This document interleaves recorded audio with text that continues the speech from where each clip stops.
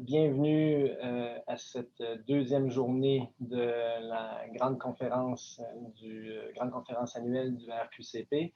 Je m'appelle François Lamontagne, je suis médecin intensiviste au CIUS de l'Estrie, professeur et chercheur à l'Université de Sherbrooke et au Centre de recherche du CHU à Sherbrooke. Et bon, jusqu'à tout récemment, aux côtés d'Amélie Forget, Vincent Dumez, Nathalie Granvaux, co-directeur du RQCP. Je ne le suis plus, mais je demeure un membre actif et un ami du réseau. Donc, merci de vous joindre à nous aujourd'hui. Merci de participer à la grande conférence. On a une autre journée bien remplie pour vous aujourd'hui, où il sera question de biobanque, de recherche en cette ère de vaccination, de communication scientifique et de représentativité en recherche. Thème qu'abordera notre invité. Mais on est un peu à la mi-temps de la grande conférence, un peu, j'oserais dire, comme on est à la mi-temps de la pandémie. Donc, c'est pas que je sois en train de vous prédire une date de fin précise de la pandémie, mais loin de là. Mais disons qu'on n'est plus au tout début de la pandémie et on n'est pas non plus à la toute fin. Or, la mi-temps, c'est le moment où on est toujours dans l'action, mais on a le luxe de revoir ce qui s'est passé dans la première demi du match et où on peut revoir notre plan de match pour corriger certaines choses. Alors hier, Nathalie Granvaux, Carole Jabet nous ont parlé du lancement de la fondation du RQCP, donc un pas en avant phénoménal. Mais il m'incombe maintenant de, peut-être parce qu'on est à la mi-temps, de jeter un regard un peu critique, de tirer des leçons de la première mi-temps et de parler des défis. Donc, ça recoupe le thème de la grande conférence. Donc, de parler d'avenir et des défis des réseaux de recherche comme le RQCP, de nos défis à nous collectivement. Donc, vous allez peut-être me pardonner l'analogie cliché, l'analogie sportive un peu cliché, mais on a tellement parlé d'interdisciplinarité. C'est un principe qui est tellement ancré dans l'ADN du RQCP que, en fait, l'interdisciplinarité, c'est ni plus ni moins qu'un jeu d'équipe. Et ça m'inspire deux réflexions avant de vous présenter notre invité. Des réflexions qui cernent, selon moi, ce qu'on a fait de très bien, mais ce qui annonce aussi les défis du RQCP pour l'avenir. Alors d'abord, le jeu d'équipe, ça consiste, selon moi, à réunir un nombre d'individus, différentes personnes qui partagent un but commun. Or, les réseaux de recherche, ça peut servir justement à mieux cerner les buts communs partagés par l'ensemble des joueurs sur un terrain, de telle sorte que on identifie les moments, les occasions où il faut vraiment se réunir et travailler ensemble. Parce que l'interdisciplinarité, c'est bien, mais pas nécessairement à toutes les sauces. Alors, il y a des domaines de recherche qui s'accommodent très bien d'un jeu plus individuel. On en a besoin, il faut les préserver, même en temps de crise. Mais en cernant mieux les moments où il faut vraiment se réunir les chercheurs appartenant à différents axes au sein d'un réseau et travailler ensemble, mais ça fait œuvre utile, ça permet de prendre de plus petites bouchées et de vraiment mettre l'épaule à la roue, mais dans un nombre un peu plus limité de chantiers. Donc déjà ça, c'est une contribution que peut faire un réseau qui demande de maintenir des communications ouvertes avec différents acteurs de la société, notamment avec les décideurs, et de cerner les moments où on a vraiment besoin d'obtenir des réponses urgentes à des besoins criants. L'autre rôle que peut jouer un réseau, l'autre défi aussi des réseaux, et encore là, l'analogie sportive est pertinente, c'est que au sein d'une équipe, les différents joueurs ont chacun un rôle bien défini. Donc, il faut exceller dans ce rôle-là, mais il faut aussi bien comprendre le rôle des autres joueurs sur le terrain. Donc, savoir quand passer le ballon, savoir quand effectuer un repli défensif pour protéger un autre joueur. Et donc, ça demande que différentes disciplines agissent de façon un peu plus concertée. Cette communication, mais une action concertée entre plusieurs groupes. Et ça, c'est pas nécessairement évident. D'abord, on est tous issus de milieux extrêmement compétitifs. Et la science, dans sa nature, c'est pas quelque chose qui évolue de façon linéaire et consensuelle. La science, normalement, profite de la confrontation des idées. Et c'est très bien. Mais Mona Nemer, hier, faisait remarquer qu'un système comme ça qui fonctionne très bien en temps normal n'est pas nécessairement adapté aux périodes de crise. Et que par moment, on pouvait sentir que le milieu scientifique pouvait manquer d'une certaine direction. Or, cet effort-là qui vise une meilleure concertation puis communication entre différentes forces vives, bien ça, un réseau pourrait contribuer à ça, mais évidemment, c'est difficile.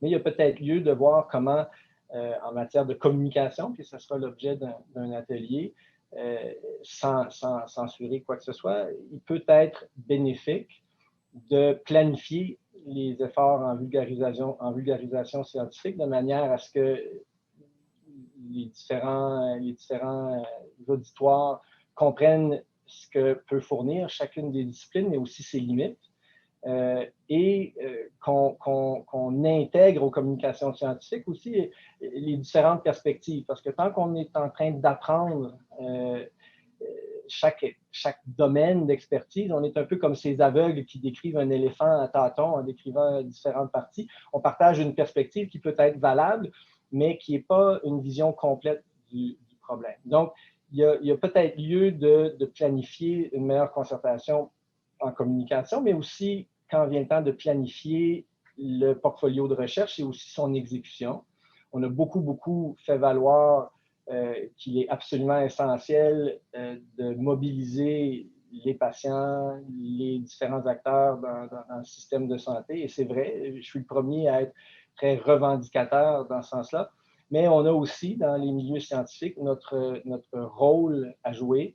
Un tango, ça se danse à deux. Et donc, probablement qu'on a un pas à faire aussi pour interpeller les autres acteurs de la collectivité et sortir de cette espèce de paradigme-là de la recherche, de la fausse dichotomie de la recherche et de la santé, et donc interpeller les autres acteurs dans les tâches qui nous incombent à nous aussi. Alors, c'est des défis, quand ça va bien, mais c'est aussi en interdisciplinarité que ça achoppe souvent. Le RQCP a déjà fait énormément. On a accompli plein de choses. Vincent Dunez a été l'artisan de plein d'initiatives pour faciliter puis encourager la participation de citoyens puis de personnes avec une expérience vécue de la maladie en recherche. Nathalie a mobilisé les forces vives des populations étudiantes pendant la pandémie. Puis de mon côté, je ne suis pas peu fier avec Denis Boutin, directeur d'un des axes du RQCP, d'avoir démarré un programme de recherche ambitieux qui vise à nous instruire quant aux meilleures façons de prévenir et de gérer les fameux goulots d'étranglement dans le système de santé, en particulier en soins critiques pendant une pandémie, mais surtout d'avoir confié ce programme-là à des femmes qui n'auraient peut-être pas, en temps normal, eu l'occasion de s'impliquer dans un réseau de recherche, donc des cliniciennes, des administratrices du système de santé. Et il y a d'autres exemples comme ça. Donc, si j'ai deux souhaits à formuler pour l'avenir, c'est que cette espèce d'idée d'interdisciplinarité soit contagieuse, mais qu'elle se matérialise dans nos travaux, dans vos travaux en tant que membre du RQCP, et qu'on fasse ça de plus en plus, mais en plus dans une perspective très globale, parce que c'est aussi dans l'ADN du RQCP de penser au-delà des frontières. Les crises, les pandémies ne s'arrêtent pas aux frontières et c'est dans notre intérêt tout à fait égoïste de s'attarder à ce qui se passe ailleurs sur la planète. Et donc, c'est une parfaite mise en contexte pour vous présenter notre invité d'aujourd'hui qui va nous parler justement de représentativité des données de recherche à travers la planète Laura Merson est directrice de l'Observatoire des maladies infectieuses de Oxford, dont la mission est d'agglomérer ou d'analyser les données de recherche qui vont guider la prise de décision un peu partout sur la planète en période de crise, en particulier dans les zones plus vulnérables. Il est aussi à la tête de l'analyse des données pour un consortium qui s'appelle ISARIC, qui a été sinon le principal pourvoyeur de données aux cliniques au tout début de la pandémie. Ils ont réussi à aller chercher des données dans plus de 60 pays, y compris au Canada, dans 56 centres hospitaliers. Son expertise cible particulièrement les enjeux éthiques, politiques et légaux en matière de partage de données. Donc, on trouve que c'est compliqué au Québec. Imaginez faire ça à l'échelle internationale. Et donc, j'ai eu le privilège de voir à quel point elle a considérablement fait évoluer les mentalités en ce sens pendant diverses épidémies d'Ebola et pendant la pandémie. Donc, son travail l'a amené un peu partout, du Sri Lanka à Ho Chi Minh City en passant par Toronto. Elle siège sur plein de comités à l'Organisation mondiale de la santé ainsi que sur un comité aviseur au gouvernement du Royaume-Uni. Donc, c'est peu dire que c'est un insigne honneur de l'accueillir avec nous aujourd'hui. Je vous souhaite de sauter sur toutes les occasions qui s'offriront à vous de collaborer avec elle et son groupe à l'avenir. Donc, Laura, merci beaucoup de te joindre à nous. Thank you for being here today. Merci beaucoup, François, pour cette introduction très gentille. Et je m'excuse à tout le monde parce que je vais vous parler aujourd'hui en anglais. Oui, je suis née à Montréal, je suis canadienne, mais bon, vous allez beaucoup mieux comprendre si je vous explique en anglais. So I will switch over and a couple of other housekeeping things. I'm in Paris today, so please forgive the sirens and the noise in the background. Well, I'm sure many of you have visited and you will recognize some of the familiar sounds.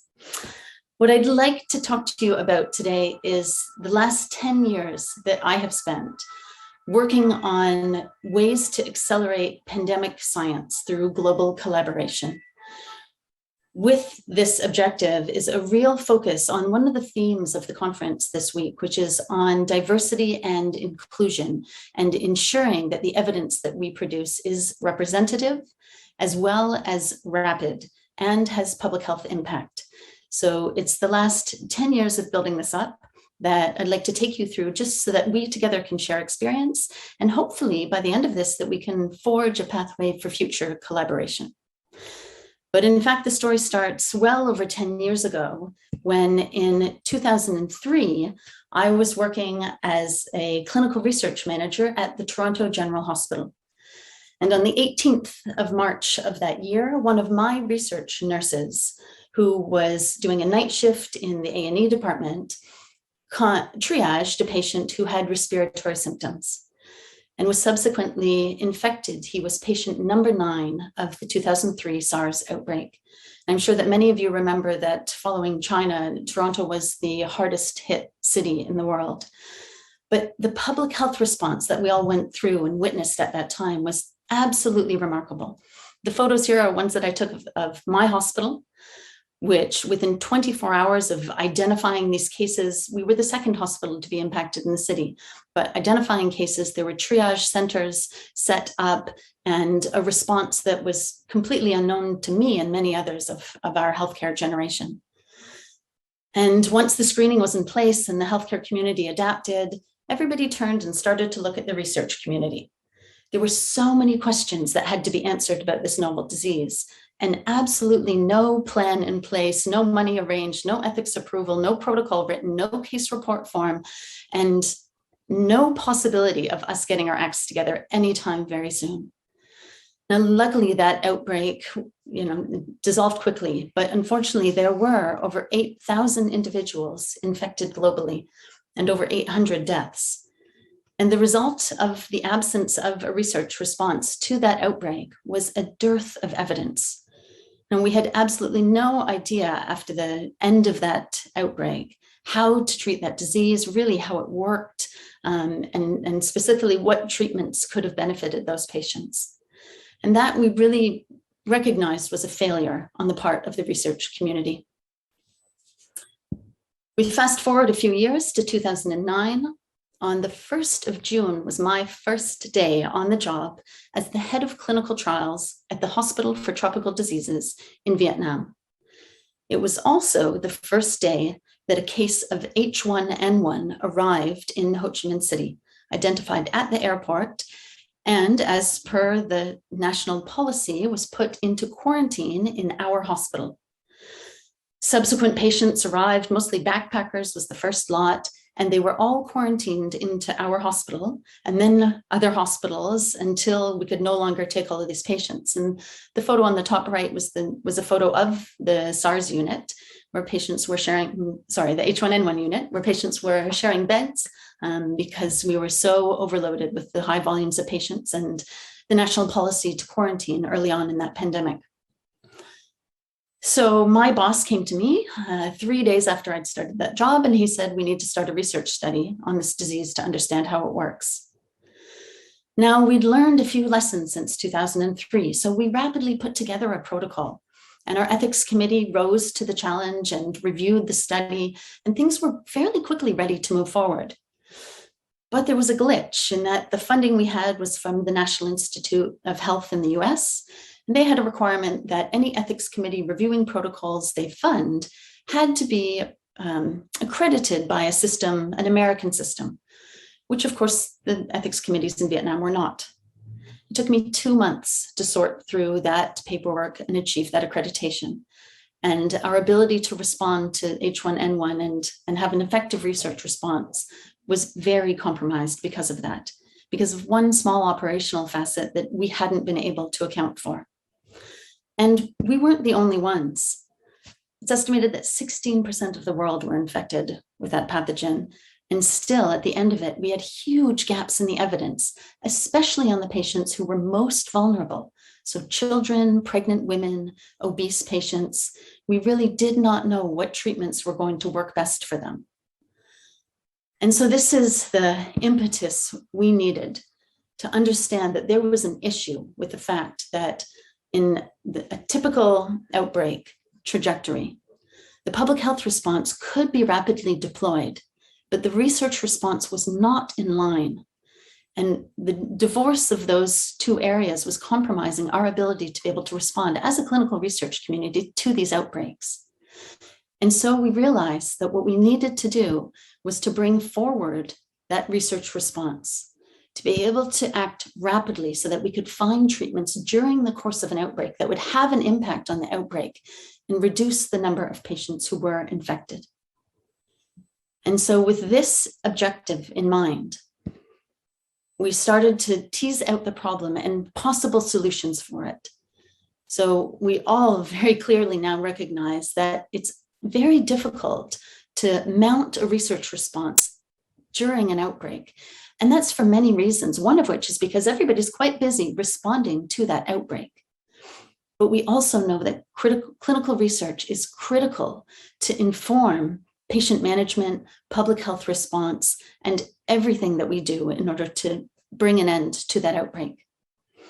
But the things that make it really difficult are, first of all, geography. So in most outbreaks, there's small numbers of cases that present in many different and distant sites. And we would have to bring all of those information together and harmonize across all of them to be able to learn quickly. But then you get into semantics. I mean, what is mild disease? And when you look at accounting for ICU admission, how do you count that when you don't have an ICU? Or when your ICUs are so overloaded that ICU patients aren't in the ICU, and maybe you develop an HDU, and now all of a sudden we're into other semantics. And what defines a case? And we recognize the need to have a global language for research in outbreaks so that we could respond quickly. Then there was the issue of resources. Of course, human resources, while everybody's very busy responding to the outbreak, but also the laboratory resources, the financial resources, making sure that there's flexible money that can be leveraged immediately, had to be available and rapidly deployable. And then we had to consider that we needed these responses across low, middle, and high income countries. But implementing research in those different settings is very different and requires a lot of different things. So that had to be taken into account for to be able to deal with global outbreaks. Then, of course, there's protocols and approvals and data systems and operations. And mounting that is challenging. Mounting that within days is that much more challenging. And it's not just those writing the protocols. It's, of course, the ethics committees that need to review them, the regulators that need to be on board, and all of those things that need to be ready in advance. And lastly, of course, time. Outbreaks occur usually over weeks or months. And having data and answers on those early patients is really, really critical to how you respond to that outbreak. So we recognize that that urgently needed to be addressed. And so the vision that we assembled with this group that is ISARIC was to change the approach to global collaborative patient-oriented research during outbreaks. We had a focus on severe acute respiratory illness, but also a knowledge that this same approach had to be taken with all sorts of other outbreaks. And we had to rapidly be able to respond, to generate new knowledge, maximize the availability of clinical information, and reduce the impact of the outbreak. And the approach we had in mind had key pillars. One was you prepare, that we have standardized protocols and case report forms that are in place, pre-reviewed, pre-approved, and ready to go. Second of all, that we collaborate, but not just when the outbreak starts. Collaboration has got to start interpandemic or pre-pandemic periods so that you can build up the trust that's required in order to be able to work together effectively. Then it was about integration and ensuring that clinical research was embedded in the public health response. And lastly, to make sure that resources, ideas, and expertise are shared across all of those who are involved so that together we can build knowledge more rapidly. Now, this is an idea and a concept that the ISARIC Collaborative has shared very widely over the last 10 years and has built up across now 53 different global research networks. And I hope maybe at the end of today that will be 54. We currently cover 133 countries. So the plan that we put in place as the foundation for this response that would be globally coordinated is called the WHO ISARIC Clinical Characterization Protocol. So this was developed and implemented with the collaboration of WHOs that we were working in partnership with them. But it was a protocol, very simply, to gather clinical data and be able to characterize diseases rapidly so that we could answer those critical questions early on in an outbreak. How to identify a case, developing a really strong case definition, understanding what patients are most at risk and having prognostic indicators, and then being able to bring in good data so we start to understand what treatments could be effective and therefore deployed into clinical trials. And this package came with case report forms, a protocol, ready to go data systems, and a host of tools and resources so that the protocol was implementable in different contexts. So the idea was that we could produce high quality, clinically relevant science, and that we'd be able to do that rapidly by having standardization and harmonization across a number of different sites. But we don't want to standardize at the expense of innovation. So we have to make sure that all of the resources that we have available are flexible so they can be implemented within whatever resource setting anyone was situated in. It was pointed out to me very astutely. We often talk about resource limited settings. Well, in the context of COVID-19, in March, April, May of 2020, the United Kingdom, where I work and live, was a resource limited setting. And perhaps throughout Quebec and Canada, you've experienced periods like that as well. But all of these things had to be prepared and ready in advance of an outbreak so that we could implement them quickly. So what we did is we took this protocol and rolled it out in a number of different contexts between 2012, when we launched it, and 2019, pre-COVID. So we used this in the context of Ebola, where we initiated novel clinical trials of therapeutics in the West African Ebola outbreak. Same case report form. 80% of that case report form is basic demographic, laboratory, vital signs, outcome information. So we could use the same forms, the same data language to implement for Ebola, with adding other variables that were important for that disease. Again, we adapted it for Zika. Same protocol, we had pre-approvals in place for many places by then, and similar data elements, though of course in the context of Zika was rolled out to mother and child implementations. In the Sprint SARI protocol is an initiative that's currently led by Srin Murthy out of Vancouver, Canada, and many of the hospitals involved in this network are already involved. And so that was a preparedness protocol that sat on the shelf, but was operationalized for 1 week every year so that the approvals were kept active, the staff were kept up to date, the data systems were ready to go, and everybody had a response-ready protocol that could be implemented. In the UK, we rolled this out as a national protocol for pathogens of public health importance. So in the last 8 years, we've recruited cases of monkeypox, of Middle Eastern respiratory syndrome, and of Ebola onto this same protocol because it was an outbreak-ready protocol, ready for any situation. And then in the context of Middle Eastern respiratory syndrome, working with the Saudi Arabian Clinical Trials Group to implement, again, same protocol in the context of MERS. Then what we did in the start of 2020, when SARS-CoV-2 emerged, we took all of the experience from all of those different implementations in different contexts around the world, and we adapted all of that learning into the forms that we are using for the COVID-19 response.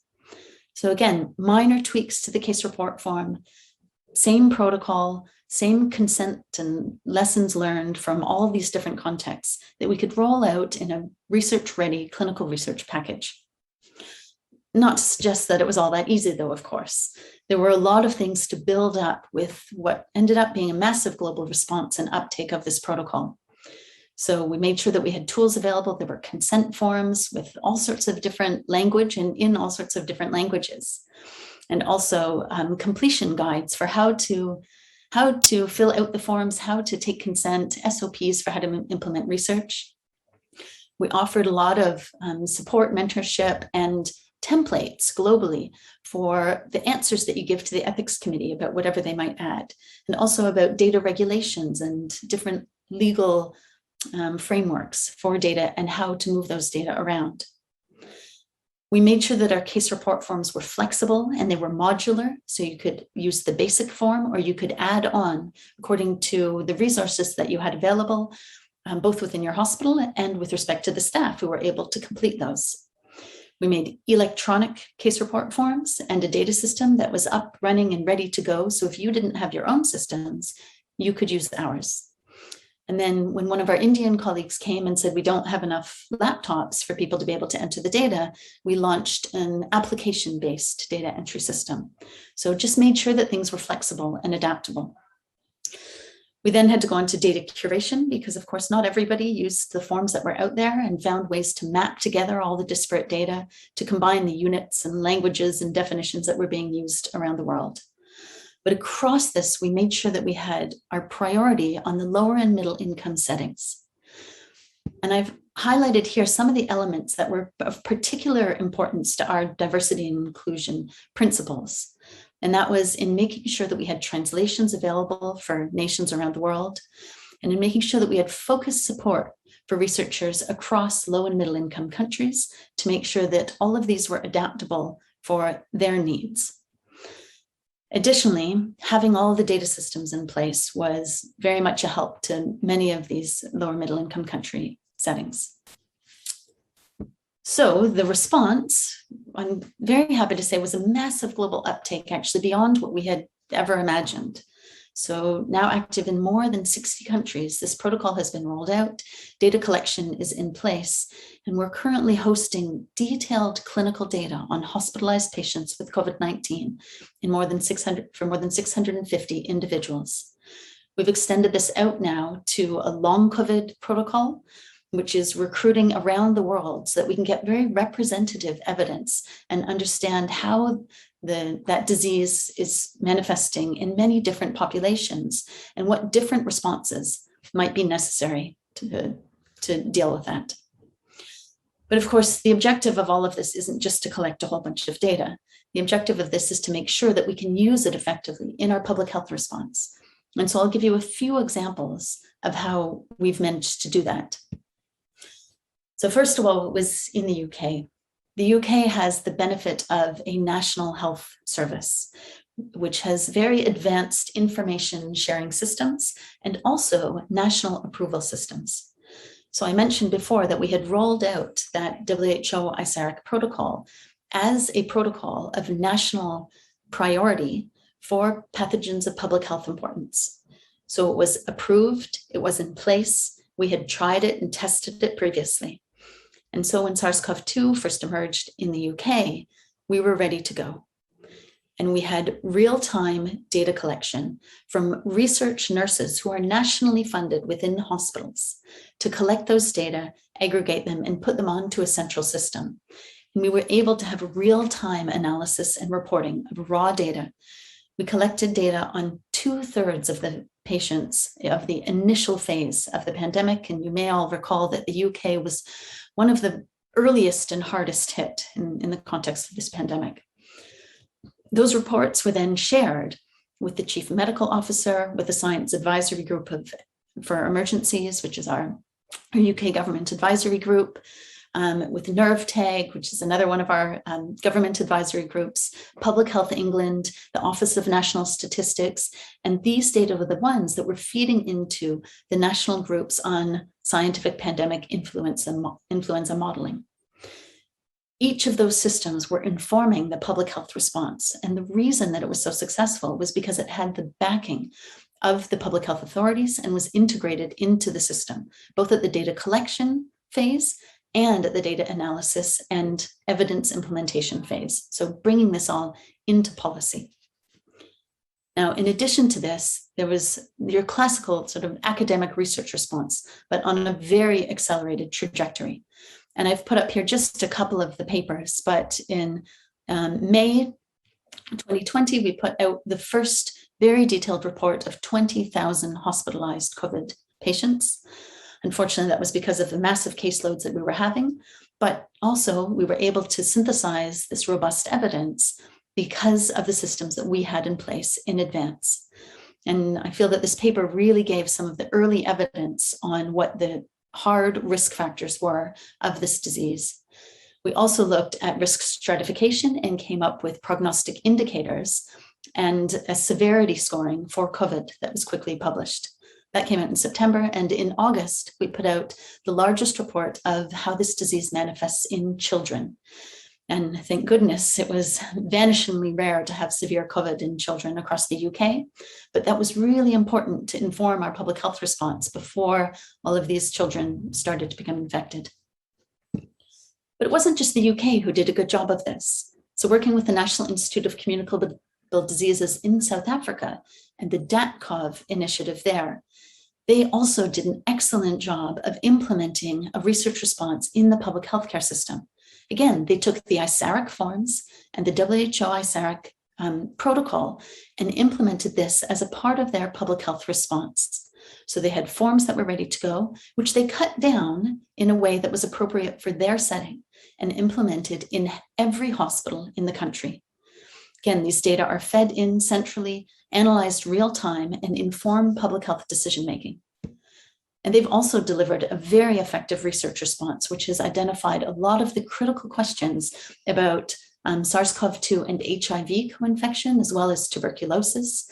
And they've recently put out a very interesting comparison of mortality in the two very distinct waves that they have had of SARS-CoV-2 in South Africa. And I'd encourage you to take a look at those papers when you have a chance. So those are two examples of how our partners implemented this protocol very effectively. Another thing that we did was we made sure centrally, as we were receiving all of these data from around the world, we had a responsibility to synthesize them and inform everybody of what we were finding as rapidly as possible. And so as ISARIC, in March 2020, we put out our first report that analyzed the global data on COVID-19. And we have subsequently, well, we put out weekly reports for a number of months and then changed that to monthly as the databases just became so large and the data more representative. But those reports continue to be published. There is an online dashboard on the ISARIC website where you can go on and look at differences that we see across all of these different countries who are contributing data to ISARIC. Again, because we had this global collaboration, we were able to aggregate large volumes of data very, very early on and produce some of the early evidence. A further example of how we use these data effectively is through what we call the partner analyses. So we consider anyone that contributes data to this ISARIC collaboration as an ISARIC partner. And we think anyone who contributes data has access to all of the data within the collaboration. So each of these sites who contribute data can request access to those data to analyze a certain research question. And we support the delivery of those questions in a way that's collaborative and that ensures equity for all of the partners who are involved.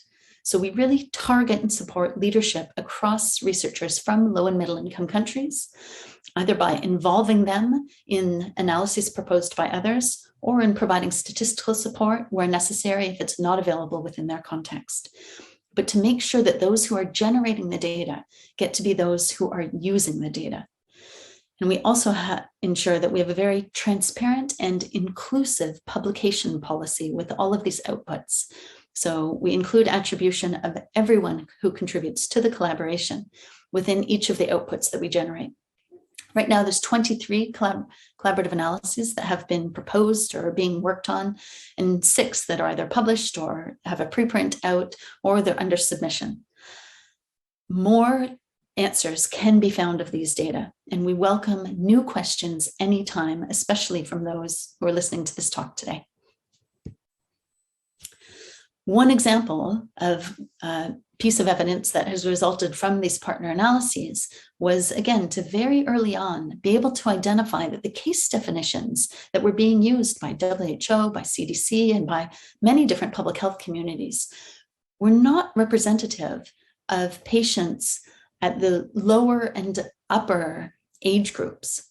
So small children were not having the same symptoms, neither were older adults, as those that were communicated through these case definitions. And that type of evidence was really important, especially in many of the settings we were working with, where diagnostics were not available, so that it would trigger doctors to think of SARS-CoV-2, even despite the fact that the patient didn't have those 3 top symptoms that were being widely communicated by all of the public health authorities. So one example of some of the work that we put out. Another way that we're making sure that these data get widely used is by having an external data sharing platform. So I'll explain really quickly how this works in case any of you require access to data for some of the research that you're interested in doing. You can, of course, apply here. If you've contributed data to ISARIC, then you can, of course, have access data through the partner analyses. But any researcher around the world can also ask for access to these data. So on our website, we host a data inventory that shows you the volumes and types of data that we have available. By going through that, hopefully you can look to see if we've got the data that could answer your particular question, or maybe it will help you think of new questions that you could ask. There's a data access application that gets completed to outline who the researchers are and what it is that they propose to do with those data. That application is reviewed by a data access committee, and when approved, we'd execute a data transfer agreement so that we could transfer anonymized data safely and under contract so that you can do the research that is important to you and leverages your expertise and can help to build the evidence base on COVID. The other thing that we've done is built-in attribution for data sharing. And what that means is everyone who shares their data on the COVID data sharing platform is linked to the data set by a DOI, or a digital object identifier, and their ORC ID. And so each time that that data set is reused for somebody else's science, that original researcher and that group of researchers who collected those data, they can be linked back to drive their metrics and get accreditation for having shared those data. Those are the initiatives that we're engaging in to make sure that these data can be used as fully as possible to inform the response to the outbreak. And I hope in a minute that you'll have some more that you can add. But lastly, I just wanted to talk about things that we're realizing now that we really need to focus on for the future. So within this pipeline of data preparedness, collection, curation, and analysis, the things that I'm really thinking through and would welcome your ideas on are, first of all, in preparedness. Now we need to look at a data-driven approach to collection and sampling of patients. With a data platform with 650,000 patients, do we really need any more? Do we really need those nurses to be working really hard to fill out those forms when they have many other things to be doing? We need an evidence base to know how much data we need and from what different areas and what different patient populations, so that we have a very strong study design to pandemic research response, so that we're not burdening any researchers or nurses or doctors unnecessarily to collect data that can't be used effectively. So to take a really smart approach to that is something I'm very interested in. We also, after spending most of the last 2 years very focused on COVID-19, need to take a step back now and remember that there will be another one. And in fact, that there's outbreaks going on all the time, and need to take all of the lessons that we've learned within the context of COVID and get ready for the next outbreak. We also need to recruit new partners to make sure that we've got a more representative sample. We've had huge buy-in from around the world, but definitively not everybody. And so the more people who can participate, the more representative sample we'll have for the next time. And then we also need to develop the data collection and preparedness system so that we can build clinical trials onto our observational data collection. And again, leverage the work and all the preparedness that we put in. On the collection front, everyone's very motivated by the idea of electronic health record data collection. And we've had quite a bit of this, actually. A number of hospitals have contributed EHR records to the ISARIC collection. What we're going to look at next is what questions can and cannot be answered by EHR data. It's absolutely has an impact in many different research questions, but there's also gaps in the way the EHR data are collected. And the biggest thing we miss, of course, is denominators. Doctors tend to record what the patient does have. It doesn't always record all of the things that the patient does not have. So it's a different way of collecting data that you need to use different statistical approaches and sampling. And we need to learn together how to do that effectively. We need to make sure that we have good data collection systems that work for everybody. And we're starting now to integrate epidemiological data and genomic data with these observational data that we've collected. Ways to automate that in the future will accelerate all of our work. In curating disparate data, we learned that not everyone uses our forms, despite as wonderful as we think they are. So we need to find semi-automated, ideally machine learning driven ways to curate those data effectively and across different languages and different definitions. And lastly, within analysis and dissemination, we'd like to build decision support tools and machine learning and algorithms into our analytics so that we can inform doctors more rapidly. So I hope I've demonstrated that in our 10 years of working on this isn't easy. And outbreak research is challenging for lots of different reasons. But preparedness is key to success in being able to rapidly launch protocols. Integrating research into the public health response has led to the most successful implementation of research protocols and also the evidence that has the greatest impact. And what I hope we will do is build collaboration, not just when the next outbreak happens, but beforehand, so that we can build up the collaboration, the trust, the relationships that really facilitate research. I think that standardization and harmonization are very good things and save us a lot of effort and build robust data to give better evidence more rapidly. And lastly, it's incredibly important to include diverse regions and settings and individuals so that we've got representative evidence with the best impact. We've all seen the inequities that have been highlighted by COVID-19, and it's our responsibility to fight against that. So I'll leave you with a couple of questions that I've been thinking through and things that I hope that you'll contribute to either within the context of this discussion or later on through collaboration. But how do we achieve the greatest health impact with the available data set that we have?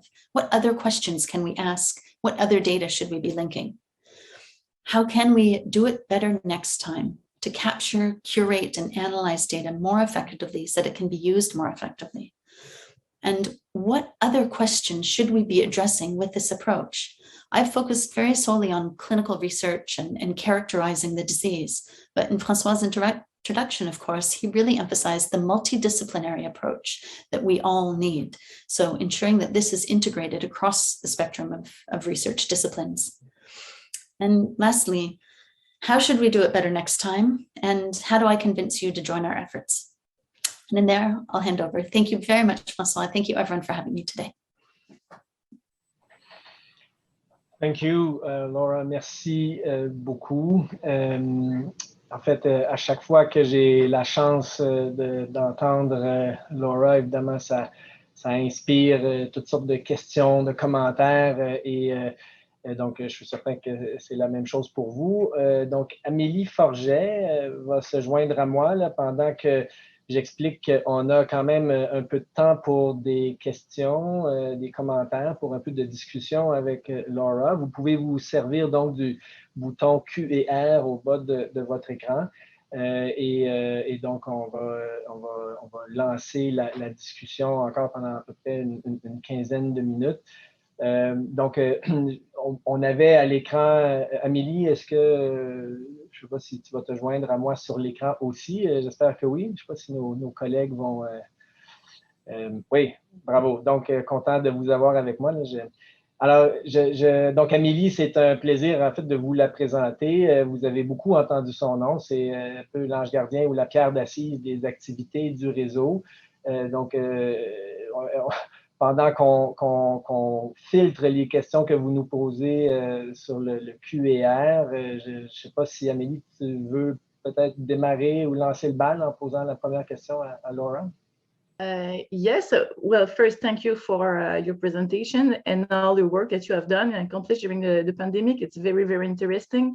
But after all this work, I'm sure that you've done a couple of mistakes and take lessons from them during all your essay and your research. So can you share with us some of these mistakes that help at the end the progression of your research project? Yeah, definitely. Well, I like sharing mistakes because I hope that I can help save you from committing the same ones. Because over the last 10 years, probably we've made all of the mistakes. And I would highlight one thing that I wish we'd done better is that we assumed because we had WHO collaboration, we had lots of articles publishing that this was the best approach. We'd reviewed and re-reviewed that case report form for years and had it straight up. We thought that people would use our tools. We assumed that people would use what was made available. And we had not anticipated of course, the global scope of the COVID-19 outbreak, nor the fact that everybody else has their own ideas and their own innovations that they want to improve on our systems. And so I would say it's absolutely critical to prepare, and it's absolutely critical to prepare for people not doing what it is that you think they're going to do, and for not using the forms that are out there. And that's something that we hadn't sufficiently prepared for, but that will be our focus going forward. So not only creating standards and systems that are there in advance, but creating a backup system that can take into account all of the different ways that people want to do anything and implement science and be able to integrate those into the response. Merci, merci beaucoup. Puis en passant, Laura parle bien français, comme vous avez vu en début de présentation. Si vous voulez formuler des questions en français, on va lui transmettre. En fait, le dernier point que tu soulèves, Laura, me frappe comme étant en fait complètement opportun. Là, ça semble simple tout ça de dire qu'on a collecté des données un peu partout, puis, mais évidemment, en théorie, puis la pratique, c'est un peu différent. Tu as donné de bons exemples de barrières qui semblent tout à fait banales, mais des fois, c'est des petits détails qui nous empêchent de faire ce qu'on vise. comme objectif. Donc, tu as mentionné la préparation, tu as mentionné le besoin de collaborer, donc, et puis au-delà de juridiction, puis là, les principes qui sous-tendent le travail d'ISARIC, donc l'invitation à différents réseaux comme le nôtre. Donc, j'espère qu'on deviendra le 54e réseau. C'est pas tombé dans l'oreille d'un sourd.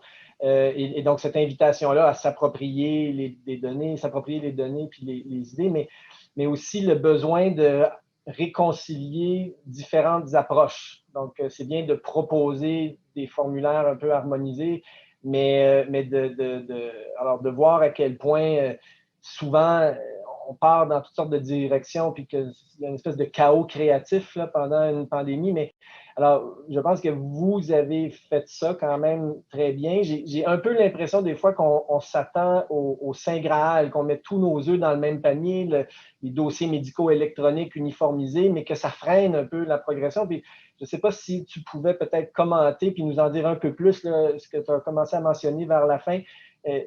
Qu'en est-il là, qu'est-ce qu'on peut apprendre des dossiers médicaux électroniques harmonisés, puis c'est quoi leurs limites et comment on fait pour curate, pour harmoniser un peu l'information qui peut être assez hétérogène au travers de différents systèmes, et puis est-ce qu'il y a toujours une place pour une collecte très manuelle des données, par exemple?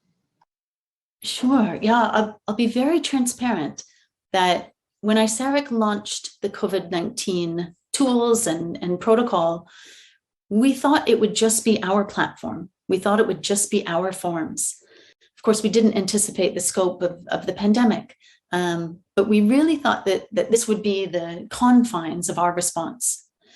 And then we got a phone call from the site in South Africa who said that we used your forms, but we changed them and we made them appropriate for our context. And so we have our own database. Can you use it? And it was being able to build systems that could use it that was absolutely critical. Now, we're fortunate in that we focus on building data platforms. And so we have pipelines in place for curation of data. Anyone who's ever done a meta-analysis knows how difficult it is to bring together all of the different sources of data who ask different questions in different ways with different definitions, and they use different units. We have developed a data pipeline that enables the mapping of each of those data to a standard format. And we use what's called the CDISC format, which is a data standard that's used in clinical trials. So having that infrastructure in advance was absolutely critical so that we could bring in all of these different data sets. Now, the EHR data sets, I've found the greatest difficulty with them was not mapping to a data standard, but it was in the absence of information. On the case record forms, there's always a list of comorbidities. Does the patient have this, yes or no? A list of signs and symptoms. Does the patient have this, yes or no? And so we have denominators for each of those questions. With EHR data, we don't have that. And you need to carefully consider what assumptions you can make about the data that those doctors and nurses are and are not collecting within those electronic health records. And there are limits to the science and evidence that you can produce on the basis of using those data.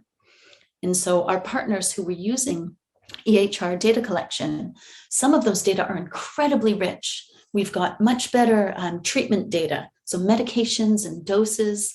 The quality and the granularity on that kind of data comes through much, much better on EHRs. And so there's an advantage to using EHR data for those research questions. But if you want to characterize an illness, you are very limited by the way that data is collected in the context of an EHR. I'll add just one other point that's a bit of a tangent, Francois, but you mentioned barriers and what the barriers were. And I'll add on to this the quickly developing legal context of sharing data across borders. And I'm sorry to say that I am out of date with what that context is within Canada, but I know it very well within the UK. I focus on West Africa actually right now and across Europe. In Europe, we have the General Data Protection Regulation, which the UK has recently withdrawn from and building up their own laws. So we've got a different legal context there. Across Africa, there's other rules and regulations that apply. Navigating those barriers has been one of the greatest challenges in assembly of these data and in being able to share them. And that's something that needs to be thought about, not just when you're developing a contract to share data, but when you're designing your data collection. If you're writing a protocol, if you're developing a consent form, you need to make sure that the ability, that the rights, regulations, the appropriate guidelines in order to share data are built into each of those tools in advance, because that for us has been a significant barrier, one that we've, thank goodness, overcome in 60 different countries, but by no means have we solved that.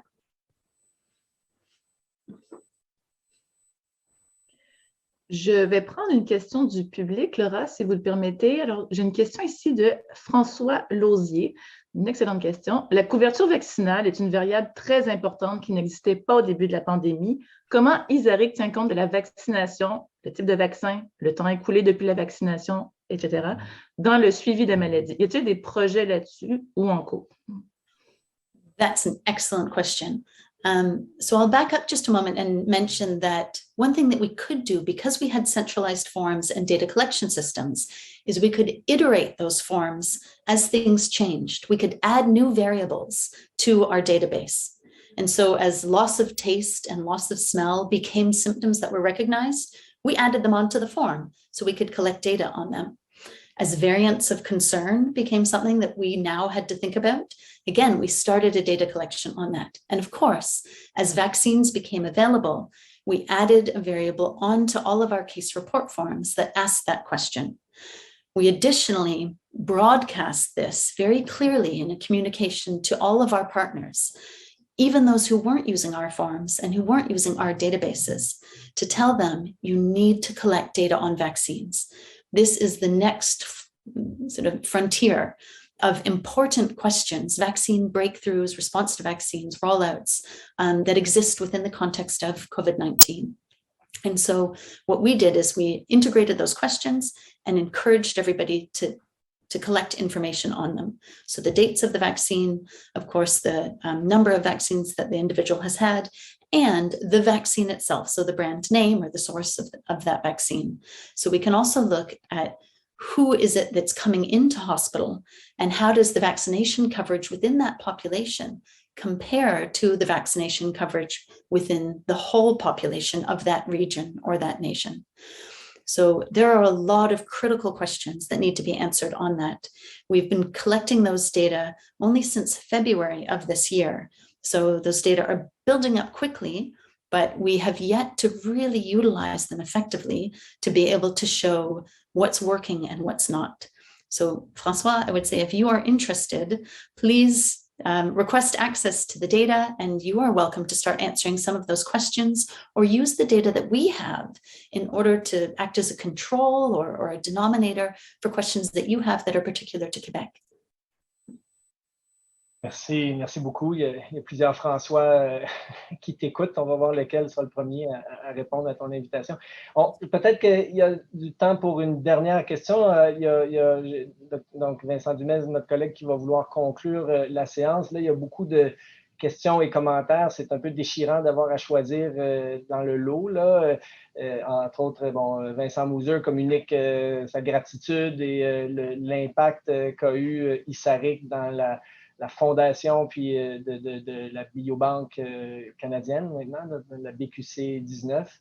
Il y a des questions sur les variabilités là, puis les défis quand on dénombre le nombre de cas à travers différentes juridictions. Mais peut-être que je te laisserai conclure en quelques minutes sur une question aussi de Raymond Laure et qui demande est-ce que dans le contexte des données qui intéressent ISARIC, il y a de la place pour les patient-reported data, patient-reported outcomes ou des données plus qualitatives, parce qu'on comprend qu'ISARIC s'intéresse à tout un spectre de données, des données translationnelles, il y a de la collecte de mécanismes plutôt physiopathologiques. Est-ce qu'à l'autre bout du spectrum, là, ou du spectre, est-ce qu'il y a de la place pour des données qualitatives ou rapportées par les patients qui sont peut-être un peu moins...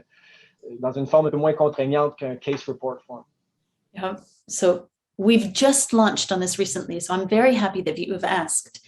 In the context of our long COVID study that we are helping to coordinate and assemble international data collected on long COVID, we have, for the first time for us, started collecting patient-reported outcomes. So we have a patient-facing survey in many different languages that patients or parents can complete to reflect on symptoms that they continue to have and their quality of life and other such questions. So absolutely, there is a place for those type of data. Now, what I have noticed in just the first 6 months of collecting these data is they do need to be treated differently. I think it's clear that when you have a healthcare worker-driven case report form completion, the healthcare worker has been trained, there's an SOP, they understand the terms broadly in the same way when they are asking different patients the same questions, that those data do need to be viewed differently from what we get from the patients. But I absolutely think that patient-reported outcomes are a critical part of having the best view on what's really happening within the sequelae and the long-term sequelae of this disease.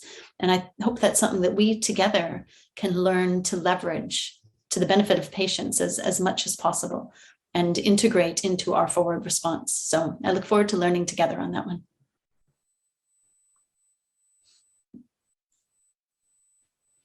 Est-ce que je peux me permettre une dernière question avant de conclure? Moi, j'ai une petite question plus de mon cru qui m'intrigue beaucoup par rapport à votre projet qui est très inclusif, qui veut rassembler un maximum de pays dans la collecte des données. Puis ça, c'est très bien. Puis il y a des efforts très importants qui ont été faits pour mobiliser les communautés des différents pays de toutes les régions. Ça, c'est vraiment très bien au niveau macro. Mais au niveau micro, est-ce que vous pouvez nous expliquer en quoi dans l'Isaric c'est important d'avoir des données sur des populations sous-représentées? On parle des femmes, des communautés peut-être un peu plus précaires, dans des endroits aussi plus précaires. Donc, est-ce que vous pourriez nous donner un peu plus d'informations sur comment, dans quelle mesure c'est important pour la qualité des données et comment vous travaillez avec cette dimension plus micro? Absolutely, and a very important question. I think we all recognize that those patients who are underrepresented are also the patients who are most vulnerable to emerging infectious diseases. That is true of COVID, that is true of Ebola, that is true of all types of outbreaks that have happened over my involvement in emerging infections. And so we, as a research community, have a responsibility not just to make sure that those patients are included, but to focus on those patients, to do the extra that it takes in order to recruit and include and evaluate those patients. We have seen huge disparities in outcomes of individuals of different races or ethnicities across this outbreak. And I will be honest that we have struggled in how to communicate that effectively. Within the UK, we did not get our paper that showed differences in the Southeast Asian community's mortality rates to the others. We did not get that published because the reviewers rejected our delineation of ethnicities and our use of these terms, not so much about the science, but about the social science. And I think we need to have the right conversations with the social scientists, with the politicians, with the ethicists, with the communities to understand how to speak about these communities appropriately and respectfully, how to engage with these communities appropriately and respectfully, and most importantly, how to provide and service these communities appropriately and effectively. And so that's something that we look to do at a policy level. And then at a very micro level is to ensure that the representativeness of the patients who are being recruited to the individual centers is equal to that of the community. So compared to the consensus, the census, are we getting the same volumes of patients in? Are we missing certain communities? And so having a very clear dialogue with each of our partners about the importance of all patient populations and the importance of focusing very intently on ensuring that they are recruiting across all different spectrums, areas to include those patients. Merci beaucoup, Laura. François, tu veux conclure? Oui, en fait, Merci. En fait, je vais juste, je serai ton écho pour à nouveau remercier Laura pour cette présentation exceptionnelle. Donc, je rappelle à ceux qui nous écoutent qu'au cœur de cette présentation-là, il y avait une invitation à collaborer, soit de la part du réseau, soit en tant que membre individuel, et qu'il y a beaucoup de travail de préparation à faire en vue des prochaines crises. Donc, il y a du travail pendant la pandémie, après la pandémie, entre les crises. Je peux témoigner du fait que c'est un plaisir de travailler avec Laura et ses collègues. Donc, j'encourage tout le monde à vous saisir de cette opportunité-là. Merci encore beaucoup, Laura. Mais essentiellement, j'inviterai Vincent Dumez, notre illustre collègue Amélie, à conclure, à mettre fin à cette séance plénière. Merci encore à tous. Merci beaucoup, François. Merci, Laura. Je pense qu'avoir une séance sur l'accès aux données, moi, en tant que patient partenaire, c'est quelque chose qui me tient énormément à cœur et on a encore malheureusement beaucoup de difficultés ici au Québec et aussi au Canada par rapport à cette question-là. Donc, je pense que ça amène toute la complexité de cette dimension essentielle à la gestion de crise de cette envergure. Alors, un énorme merci et merci aussi à François et Amélie pour la facilitation de cette conférence. En fait, je suis un peu là pour, d'une certaine façon, fermer avant de fermer, puisque nous allons partir en atelier et nous n'allons pas nous revoir après les ateliers. Donc, c'est la dernière demi-journée de ce colloque. Alors, je suis assez impressionné par tous les sujets qui vont être abordés pendant ces deux demi-journées. On a parlé hier de Covid long, on a parlé de santé mentale, de prévention et de santé publique, d'évolution de la recherche aussi à travers ce qu'on appelle le mouvement de covidisation de la recherche. Puis aujourd'hui, on parle de données, on va parler tout à l'heure de vaccination, de biobanques, d'accès à l'information par les citoyens. Alors, tous des sujets extrêmement importants que cette crise a fait émerger dans les derniers mois et auxquels on a dû faire face dans l'urgence et qui a demandé la mobilisation des plus grands cerveaux et des plus grands scientifiques de la planète et particulièrement ici, bien entendu au Québec. Et vous faites partie de cette grande équipe qui a fait des derniers mois, qui a fait en sorte que ces derniers mois, on puisse sortir la tête hors de l'eau et stabiliser minimalement la crise. Alors, j'aimerais remercier au nom des co-directeurs du réseau, j'aimerais remercier tous les conférenciers, les panélistes. On a un nombre de personnes importantes se sont mobilisées pour faire de ce colloque un succès. Alors, un énorme merci. On a une belle représentation des scientifiques du Québec.